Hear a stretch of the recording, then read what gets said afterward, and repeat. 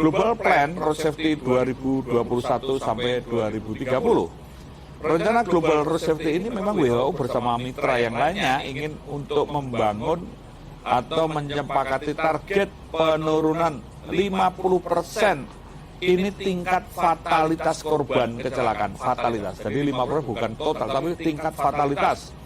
Nah, konteks ini tentu kaitannya bagaimana meningkatnya kualitas keselamatan. Jadi, kepolisian di dalam membangun ini kita punya program yang secara virtual, IT, yang berkaitan dengan implementasi electronic policing pada fungsi lalu lintas, dengan membangun back office, aplikasi yang berbasis pada artificial intelligence dan Internet of Things, dan semuanya itu ada algoritma.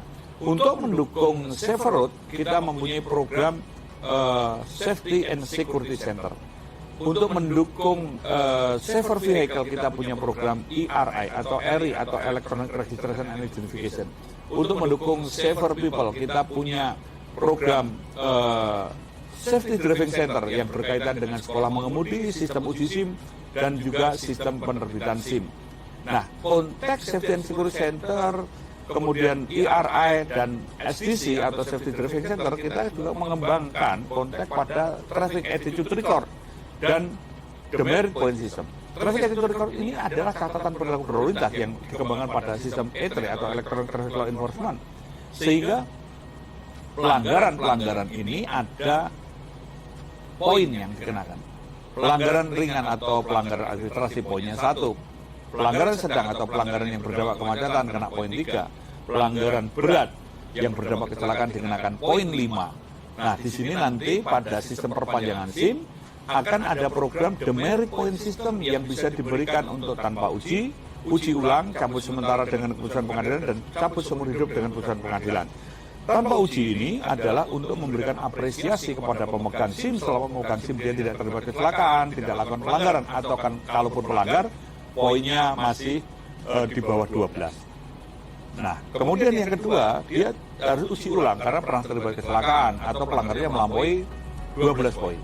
Dan yang ketiga, cabut sementara dengan putusan pengadilan tentunya karena dia ugal-ugalan, ngebut, mabuk, atau menggunakan narkoba saat berkendara. Dan cabut seumur hidup dengan putusan pengadilan karena dia terlibat tabrak lari. Nah, semua sistem baik SSC, kemudian SDC, ERI, kita punya Intelligent Traffic Analysis atau INTAN. Ini untuk mendukung post crash care. Ini sebagai bentuk quick response time. Ini bisa untuk membantu program-program bagaimana untuk kepolisian secara proaktif dan problem solving menangani pasca kecelakaan. Konteks inilah yang tadi disampaikan dengan Global Road Safety ini, kita juga pada divisi besarnya untuk mendukung road safety management pada Traffic Management Center.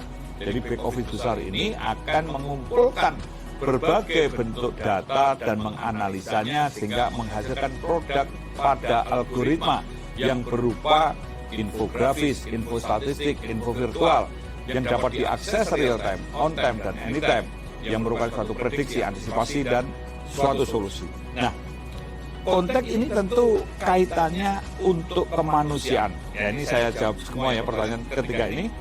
Langkah-langkah ini kita selalu sudah sampaikan baik secara membentuk grand strategi, menyiapkan sumber daya manusia dan membangun sistem-sistem ini. Dan tentu ini kita semua menginginkan bahwa elektronik program itu is only tools, itu hanya cara.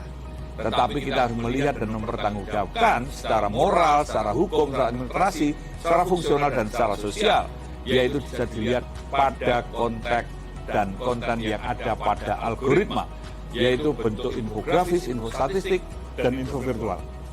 Nah, sistem-sistem ini nantinya tentu akan bisa diakses, bisa disaringkan data. Inilah bagian untuk membangun big data system yang kemudian ke depan untuk dibangun menjadi one gate service system.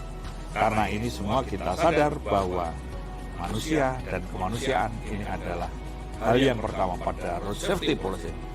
Sumber daya manusia adalah aset utama bangsa. Maka kita harus memikirkan bahwa keselamatan yang pertama dan utama, stop pelanggaran, stop kecelakaan, keselamatan